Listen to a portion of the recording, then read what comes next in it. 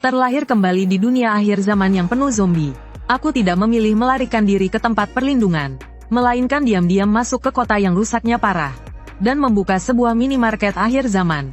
Karena aku terikat dengan sistem transaksi emas. Selama ada emas, maka aku adalah eksistensi yang maha kuasa. Saat itu sekelompok zombie mengerumuni pintu tokoku. Jendela ini baru kemarin dibersihkan. Kalian ini tidak punya sedikit pun kesadaran kebersihan umum ya. Lalu aku mengeluarkan sebotol semprotan dan menekan penyemprot ke arah gerombolan di luar pintu kaca. Detik berikutnya gerombolan zombie yang tadinya mengamuk, seakan ditekan tombol jeda, mereka terhenti dengan tatapan kosong. Lalu seolah melihat musuh alami yang sangat mengerikan. Mereka kabur tunggang langgang ke segala arah, bahkan saling menginjak karena terlalu panik. Dalam sekejap area 10 meter di depan toko kosong, pemberitahuan sistem pembersih pengusir zombie berhasil digunakan. Stok berkurang 1, sisa stok 99. Aku bahkan tidak melirik keluar. Langsung berbalik melanjutkan merapikan permen karet di rak. Setiap kotak harus menghadap lurus ke depan. Tidak boleh ada sedikit pun kemiringan. Bos, tolong selamatkan aku. Wajah pria itu pucat seperti kertas. Dengan sisa tenaga terakhir merangkak ke meja kasir. Air. Pria itu mengulurkan tangan kanannya yang masih utuh. Kuku-kukunya penuh lumpur hitam. Berusaha meraih ujung celanaku. Aku melangkah mundur 1 langkah. Dengan tepat menghindari tangan kotor itu. Tidak ada sedikit pun simpati di wajahku. Selamat datang. Aku menunjuk papan pengumuman di dekat pintu. Toko ini tidak melayani hutang. Selain itu mengotori lantai perlu membayar biaya pembersihan tambahan. Pria itu tertegun. Aku punya uang. Pria itu gemetar ketakutan. Dari dalam dadanya dia mengeluarkan sebuah dompet basah. Dari dalamnya dia meraup segenggam besar uang kertas merah. Dengan gila ditepukkan ke meja kasir. 10.000, 100.000, semuanya untukmu. Uang kertas berserakan di atas meja kasir. Aku mengulurkan jari, dengan lembut, menyentil selembar uang 100 yang menempel di manset lenganku. Terpental ke arah Tuan Bao. Toko ini tidak menerima kertas bekas. Kamu seharusnya tahu kurs saat ini. Aku mengulurkan tangan, menunjuk ke sebuah layar elektronik di atas meja kasir. Di atasnya tidak ada iklan yang diputar. Hanya ada satu baris teks merah darah berjalan kurs hari ini. 1 gram emas setara dengan 1 poin. Air mineral 500 ml 5 poin. Mie daging sapi rebus kemasan cup 10 poin. Antibiotik dasar per butir 50 poin. Pupil mata pria itu mendadak mengecil. Emas. Ternyata emas. Itu milikku. Sebagian besar orang masih berebut roti dan air. Emas sudah lama dianggap sampah dan dibuang di pinggir jalan. Pria itu dengan putus asa meraba seluruh tubuhnya. Tiba-tiba dia seperti teringat sesuatu. Dengan keras menarik turun sebuah kalung emas dari lehernya. Itu adalah benda kenangan saat dia menikah. Sebuah rantai emas yang sangat tebal. Sikap dingin di mataku akhirnya melunak sedikit. Aku mengambil rantai emas itu. Dengan terampil, meletakkannya di atas timbangan elektronik presisi di samping meja kasir. Timbangan elektronik itu berkedip cahaya merah. Emas murni 24 karat berat 52 gram. Dipotong biaya layanan 10%. Setara 46.8 poin. Jari-jariku mengetuk cepat di mesin kasir. Mengeluarkan suara keyboard mekanik yang enak didengar. Ditambah 5 poin biaya pembersihan lantai yang harus kamu bayar. Saldo yang bisa kamu gunakan sekarang 41.8 poin. Aku mau air, aku mau obat. Vitalitasnya sedang menghilang dengan cepat. Aku berbalik badan, mengambil sebotol air mineral dari rak belakang. Lalu dari sebuah kotak kecil terkunci di bawah meja kasir. Mengeluarkan 1 kapsul merah. Air 5 poin. Kapsul ini adalah kapsul darurat adrenalin produksi sistem. Bisa membuatmu dalam 30 menit ke depan tidak merasakan sakit dan menghentikan pendarahan. Harga jual 35 poin. Sisa 1.8 poin. Kusarankan kamu membeli 1 sosis. Untuk menambah tenaga, aku meletakkan 3 barang di atas meja kasir. Sambil mengambil pistol pemindai berwarna merah. Mengarahkan ke kalung emas. Sinar merah memindai lewat. Kalung emas berat itu tiba-tiba menghilang begitu saja. Berubah menjadi seberkas cahaya emas. Masuk ke dalam mesin kasir. Di layar mesin kasir muncul tanda centang hijau. Transaksi selesai. Pria itu tak sempat terkejut. Mengambil kapsul dan memasukkannya ke mulut. Membuka tutup botol air. Meneguknya dengan gila. Hampir seketika, wajahnya yang semula pucat kusam. Muncul semburat merah aneh. Darah di bagian lengan yang terputus benar-benar berhenti. Dia terengah-engah menarik napas besar. Dengan rakus merobek kemasan sosis. Pria itu menatapku. Tatapan matanya berubah. Dari putus asa menjadi rakus dan penuh rasa hormat. Siapa kamu? Apa sebenarnya kamu? Aku mengenakan kembali headset, mengambil lap kain, terus membersihkan permukaan meja kasir yang tadi dikotori pria itu. Aku hanya seorang kasir. Aku menunjuk keluar pintu. Waktu makan sudah selesai. Silakan keluar, pelanggan berikutnya akan datang. Pria itu menoleh ke belakang. Dengan ngeri menyadari, di luar pintu kaca, gerombolan zombie yang tadi bubar mulai berkumpul lagi. Dan kali ini di belakang kelompok zombie itu, beberapa orang hidup memegang pipa besi dan golok. Muncul samar-samar. Tatapan mereka lebih ganas daripada zombie. Sorot mata mereka lebih buas daripada zombie. Menatap tajam minimarket yang terang benderang ini. Hujan berhenti, namun bau darah di udara justru semakin pekat. Pria berlengan putus itu, namanya Wang Qiang. Akhirnya dia tetap tidak berani bertahan di dalam toko.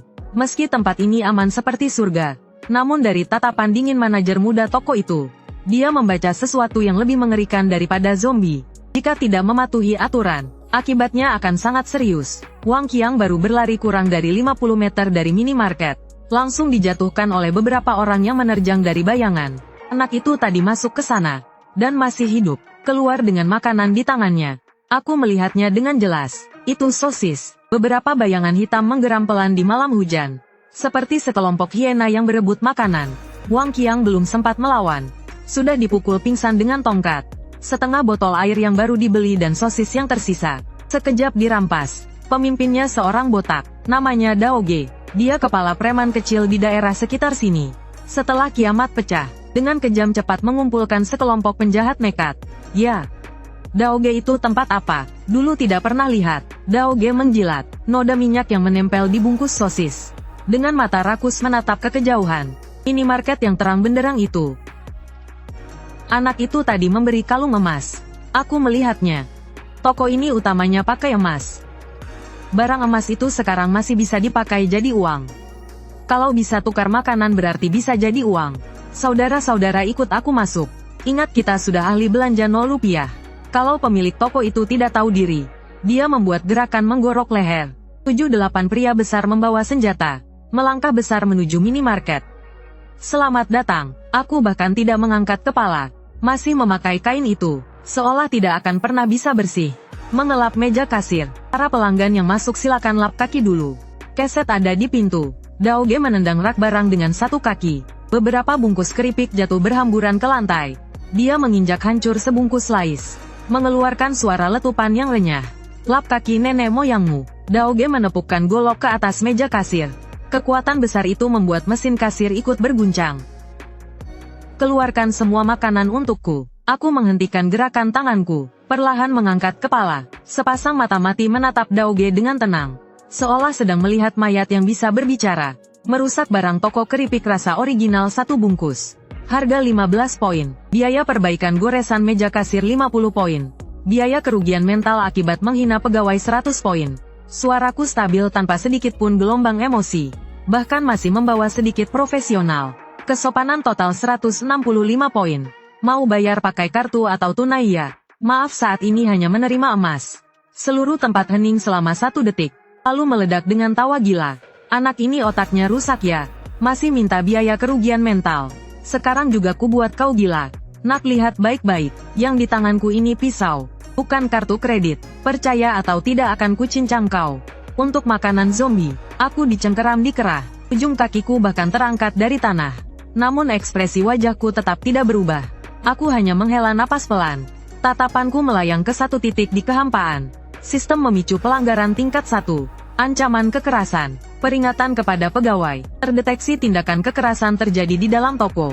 Ditetapkan sebagai pelanggaran tingkat 1. Menjalankan prosedur pengusiran fisik. Daoge tertegun sesaat. Apa ini main pura-pura mistis? Belum selesai bicara, di langit-langit minimarket, lampu plafon yang tampak biasa itu tiba-tiba berputar. Memperlihatkan sebuah moncong hitam menganga. Tidak, itu bukan moncong senjata. Lebih mirip sebuah mesin turbin mini. Gelombang gravitasi tak terlihat yang mengerikan langsung turun. Kedua lututnya menghantam lantai dengan keras. Tulang lutut mengeluarkan suara retak yang tajam. Jeritan menyayat memecah langit malam. Bukan hanya Daoge, 7-8 anak buah yang masuk bersamanya. Dalam sekejap, semuanya ditekan gravitasi mengerikan ini hingga terkapar. Wajah menempel ke lantai keramik. 1 jari pun tak bisa digerakkan. Mereka merasa organ dalamnya hampir terhimpit keluar. Senjata di tangan mereka bahkan langsung tertekan hingga berubah bentuk. Sedangkan aku yang berdiri di balik meja kasir sama sekali tidak terpengaruh. Aku merapikan kerah yang kusut karena ditarik. Mengambil pistol pemindai berwarna merah itu. Mengitari meja kasir. Berjalan ke depan Daoge yang berlutut di lantai. Aku sudah bilang toko ini melarang kekerasan. Aku berjongkok. Menurut peraturan operasional minimarket akhir zaman pasal ketiga, pihak yang mencoba merampok, seluruh barang bernilai tinggi yang dibawa akan disita sebagai ganti rugi, dan dimasukkan ke daftar hitam. Dilarang masuk seumur hidup. Aku mengulurkan tangan, mengorek dari saku Daoge sebuah cincin emas. 2 gigi emas langsung terlepas dari mulutnya. Sistem menilai sebagai emas yang dapat didaur ulang. Dan sebuah jam tangan mewah. Cincin emas 4 gram, gigi emas 8 gram, jam tangan Rolex bercampur impuritas. Maaf, tidak mengandung emas. Sistem tidak menerima. Dengan jijik aku melempar jam Rolex bernilai tinggi itu ke lantai. Aku hanya mengambil emasnya untuk menutup ganti rugi 165 poin tadi. Kamu masih berutang 30 poin pada toko ini.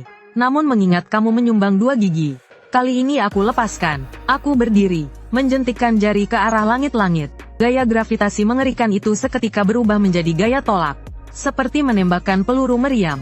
Daoge dan para anak buahnya langsung oleh kekuatan tak terlihat, terpental keluar dari pintu minimarket, dan terhempas keras di jalanan berlumpur setelah hujan. Pintu kaca minimarket perlahan menutup, sekali lagi memisahkan hiruk-pikuk di luar. Aku berjalan kembali ke meja kasir, menatap keripik yang hancur di lantai, menggelengkan kepala dengan tak berdaya, mengambil sapu dan mulai membersihkan. Benar-benar pemborosan makanan itu memalukan. Dan Daoge yang kakinya patah di luar pintu, mengerang kesakitan di lumpur. Di dalam kegelapan sekitar, tak terhitung pasang mata hijau menyala. Jeritan dan bau darah barusan telah menarik zombie dari setengah wilayah. Pagi hari berikutnya, di kejauhan jalan, beberapa mayat yang dimakan hingga tinggal kerangka, membuktikan kegilaan semalam. Aku duduk di bangku tinggi di balik meja kasir, memegang pistol pemindai itu, menatap data di panel sistem. Level toko saat ini level 1. Total poin ketertiban emas terkumpul 58 poin. Untuk naik level butuh 100.000 poin. Baru 58 poin. Para penyintas ini payah sekali. Tidak punya banyak simpanan. Tepat pada saat itu, pintu minimarket terbuka lagi. Saat melihat rak penuh barang, kewaspadaan itu langsung berubah menjadi keterpanaan tak percaya. Namanya Su Zaizai. Awalnya dia atlet berbakat. Saat kiamat pecah dia sedang di sekolah. Su Zaizai dengan hati-hati berjalan ke meja kasir, meletakkan tas gunung di lantai. Seorang paman yang lengannya putus. Dia hampir mati di sudut jalan. Sebelum mati dia memberitahu lokasi ini padaku. Su Zaizai menarik napas dalam, membuka resleting tas gunung. Kilau emas langsung menerangi mata ikan matiku. Di dalam tas itu, ternyata penuh berbagai perhiasan emas. Gelang emas, kalung emas, anting emas. Bahkan ada beberapa batangan emas kecil yang berat. Su Zaizai agak malu menggaruk kepalanya. Aku menghancurkan etalase toko emas dekat sekolah. Kupikir barang ini mungkin berguna nanti. Jadi terus kubawa. Mataku langsung berbinar. Itu tatapan kapitalis. Melihat daun bawang. Oh tidak. Melihat pelanggan berkualitas tinggi. Aku cepat-cepat mengeluarkan timbangan elektronik. Semua diterima. Suaraku jadi jauh lebih lembut. Aku ingin menukar makanan. Dan juga, apakah ada senjata semacam itu? Kapakku yang ini sudah tumpul dan terkelupas. Aku menimbang dan memindai dengan gila-gilaan. Mendengarkan suara bip indah yang terus keluar dari mesin. Sambil dengan cepat menelusuri sistem di dalam kepala. Area item khusus yang baru saja terbuka. Total 3.500 gram emas. Dikurangi biaya layanan. Sekarang kamu memiliki 3.150 poin. Aku menyebutkan angka yang mencengangkan. Selamat, kamu telah menjadi pelanggan VIP toko ini saat ini. Itu bisa beli berapa banyak mie instan? Mie instan. Jangan meremehkan kekayaanmu. Aku tersenyum misterius, berbalik dan berjalan ke rak terdalam di toko. Rak ini, baru muncul pagi ini, diselimuti lapisan kabut hitam tipis.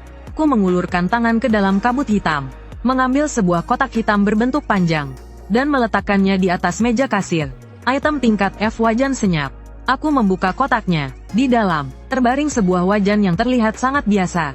Model yang sama, harga 500 poin. Su Zaizai tampak kebingungan. Dengarkan baik-baik, aku mengangkat wajan itu, dan mengetuk meja kasir dengan santai. Ternyata tidak mengeluarkan suara apapun. Hanya terasa getaran tumpul. Ciri wajan ini adalah benar-benar senyap.